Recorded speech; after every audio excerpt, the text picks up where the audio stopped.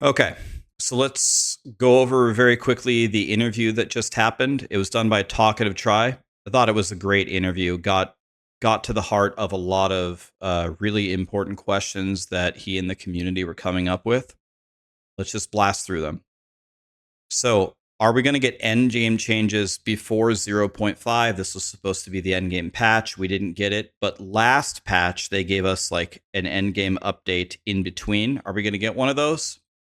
We're not going to get new content, but if there's something mechanically wrong or something they could fix, we could get that.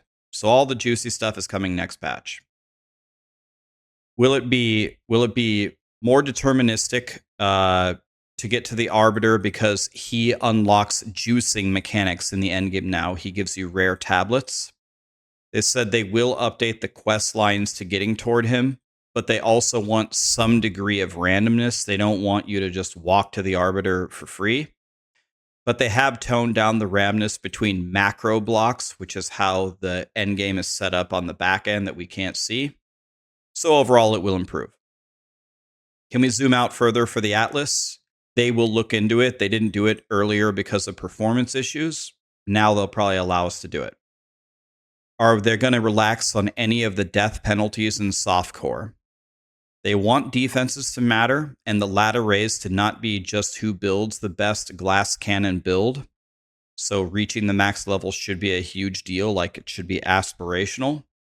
If they can find a different way for people to stop, so essentially they don't want to nerf the XP penalty is the first part. Second part is if they can find a different way for people to stop item exploiting by dying on purpose, then they won't have to have the penalty where you lose the mechanics if you die. And they said that they don't think the number of portals going down is a problem. I'm pretty sure the community is going to disagree on this one. So if anything, it doesn't seem like any immediate changes are coming, and they don't seem to want to remove the XP penalty. This might be a really unpopular opinion, but I don't know if these exact penalties are correct, but I do agree with their philosophy that there should be penalties for dying in softcore. Everybody just making just the biggest glass cannon build they possibly can, I think is honestly a very bad way to make the game. Are these penalties the exact right ones? Maybe not, but I won't shed one tear if they don't change this. Is Jonathan going to stream his gameplay? Because he said before he was going to. He said a streamer that he talked to told him it isn't a good idea. I couldn't possibly agree with this advice more. If Jonathan streams, it'll just be a lose-lose situation, where it otherwise could be a great opportunity to watch the developer play and see how he plays and have a conversation with him.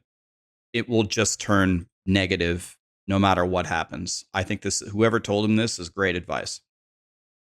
Why were the monster packs reduced? They said, well, originally it was just wrong. It's not supposed to be a nerf. They raised the rewards that compensated for the monster reduction, but it was limiting the amount of builds that were viable. People were just making spammy AoE builds like Lightning Arrow and Lightning Spear. They will look at the data of what comes up this next season, and if it's wrong, they'll change it again. Did they lower the number of rares? No. And it's also not reducing the number of monster packs. It's reducing the number of monsters in a pack. People are worried that the lower density is going to be a walking simulator. They said it definitely won't be that. Was ritual rebalanced for the lower number of enemies? Yes. So no, none of the endgame mechanics should be nerfed as a result of this change. Are they going to make rares more interesting to fight in the future? Yes, but right now it's not a top priority because they got way too many other things that they need to release. Are they going to make visual clarity improvements? They do this on a case-by-case basis when they see that certain skills are a problem. What's their opinion on the ROA? The ROA shouldn't be mandatory, but they think it should be in the game, and they're balancing it so the cost is right for the reward that you get for using it. Do they think the Druid will be meta next season? They said this is very likely because many people will play it. They're testing the endgame versions internally and making improvements to builds that aren't very good, like the werewolves, like Wolfpack is not very good. So they're buffing it, they're adding passives to the skill tree, and they're adding keystones to make it work. They also said there will be a video out later this week where they came up with some builds that they will show us. Excuse me. Will the druid have more companions in the future? They could, but it's not in the near future, and it's not supposed to be a primarily minion character. Why did they make the totems require charges? Because they don't want all spellcaster builds to just be totem builds because they're superior. Obtaining the charges needs to be decently challenging, so when you use it to upgrade the skill, it feels powerful.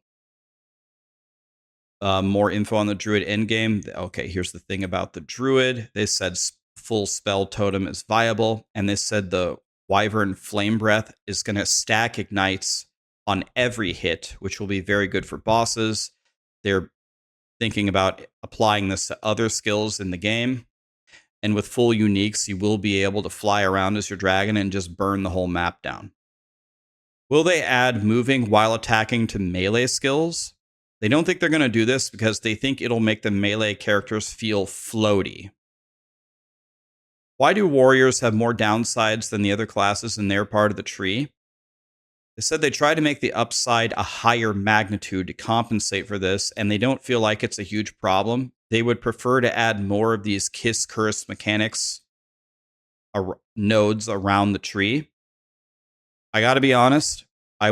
Maybe I'm wrong, but I would respectfully disagree with this. I feel like the warrior side does feel like really bad. It's like plus 40% more damage at minus 20% attack speed. That is a I don't know the actual numbers, but it's like a devastating penalty. And it just feels so bad. It just feels so bad to walk over there and click those nodes. I've made all the classes multiple times.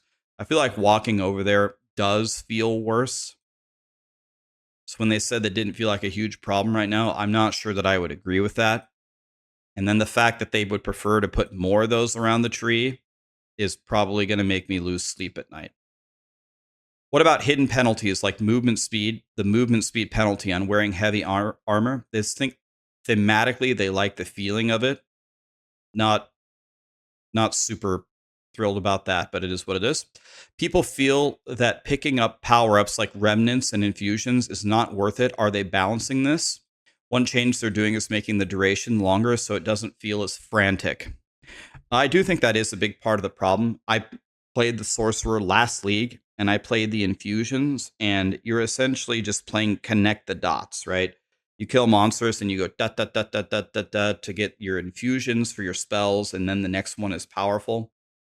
It was a very great question from him. It just really doesn't feel good. If they last a lot longer, that is a step in the right direction towards solving the problem, so it doesn't feel as frantic. That is part of the problem.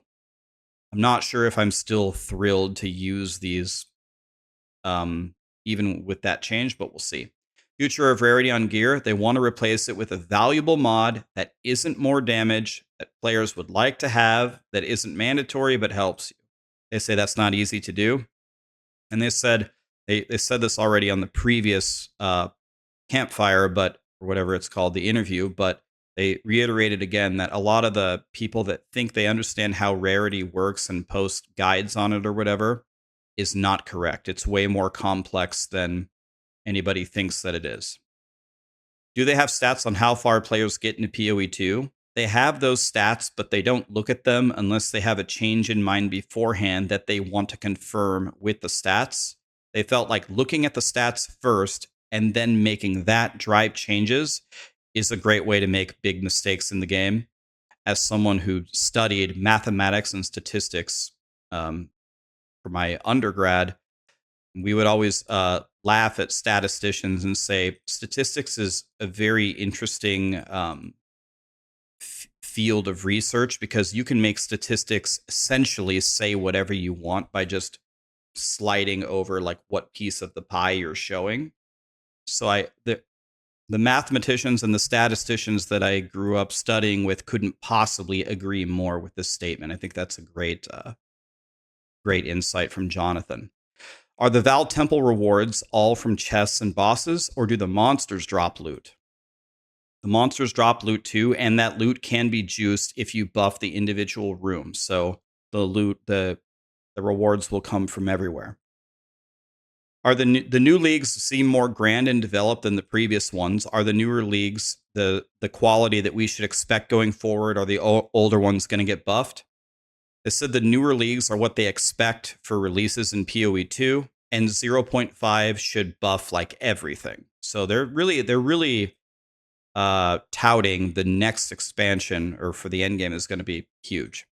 How did the release in China go compared to the global release? They essentially just said, fine. What piece of the community feedback shaped this patch the most? They said making more build diversity and balance changes is the main thing. How do they go about buffing ascendancies?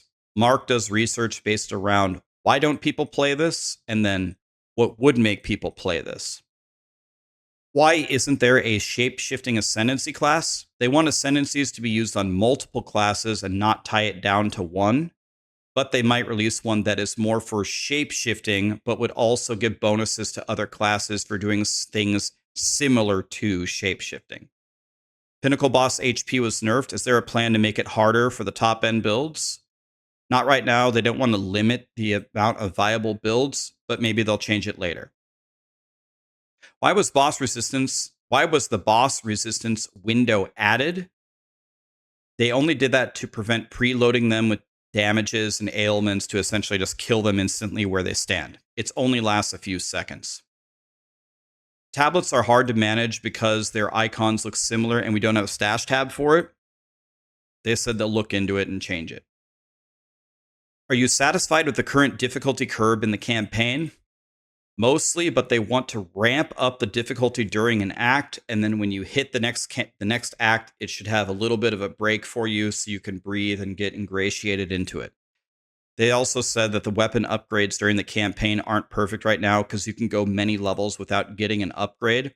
The way that they plan to fix some of this in the future is to make the side quests more lucrative or to guide people over to them to power up. Will they ever put crafting info available like POE2 DB or Craft of Exile into the game so people don't have to tab out to get the info? They aren't completely against it, but they will never be able to obsolete those third-party sites, but it could be improved. Are ailments going to be harder to apply since monster health has gone up? They think that they have solved this, so it shouldn't be more difficult, and that's their philosophy. It shouldn't be more difficult to apply ailments. Will there be an easier way to farm uniques or fixed rewards in the game? They don't have a strict philosophy one way or another, but they do want a balance of fixed drops and random drops to be worthwhile. Can they detach MTX functionality, like how long you're in a map, or how many kills you got, or how many currency you picked up, from specific MTX items? They said they're trying to do that more and more. We heard there's a transmog system coming. Is there an update on that? It's coming, but no update. Will there ever be a different option from the campaign to run a bunch of interludes instead of the campaign? They hadn't thought about that. It won't happen in the short term, but they'll consider it. Is there going to be a way to apply many smaller dots instead of the current way to do a big hit to make one dot in order to play with that fantasy? They said it probably won't be the core way to do it, but it could be unlocked by certain things like uniques. What is the future structure of grinding gear games going to be like working on PoE 1 and 2? Are you going to have separate teams, or are they going to work together on both games? They would prefer to have two separate teams, but they said that's very difficult. They're going to move toward it, but it's going to take a lot of time, so a lot of people will be working on both. Can we have a separate keybind for sprint? They think that they can add that. Death recap? I think they said maybe in the future. I didn't completely understand the answer. Different colors for prefixes and suffixes and map modifiers. They don't want to do that. Are chaos attacks going to be added to quarterstaffs? They went much bigger than that, and they said not immediately, but chaos damage needs a rework anyway. It needs like an ailment attached to it or something. They said chaos damage sucks. They're going to have to rework it.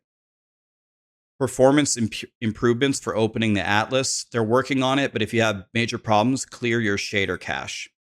Can we do slash passives in PoE2? If you don't know what that means, in PoE1, when you're done with the campaign, you slash passives, and it just tells you, did you get every permanent upgrade in the game that you needed? They said they would like to add it, but they don't want to do it with a chat command. They want to do it in the actual UI window. Will we ever get auto sort inventory? Jonathan said Chris will kill him if he does this, and item weight has to be a thing. He said he's not a big fan of it, but he didn't say it was impossible. He didn't say it was out of the question. Can we have a profanity filter on console? He said they've never been asked this once in their life. They'll look into it. And will shape-shifting have MTX? There will be shape-shifting MTX. So overall, I mean, again, I give credit to TalkativeTri because he asked a lot of pretty important questions that the community cared about. And it's not so easy to go into an interview right after someone had, like Ziggy has like a 2 or 3 hour interview before him to ask most of the questions. It is not so easy to come up with like 50 questions that people would actually care about. But I thought the conversation was really good and definitely a worth a listen to besides just my recap. So I enjoyed it. I thought it was good info.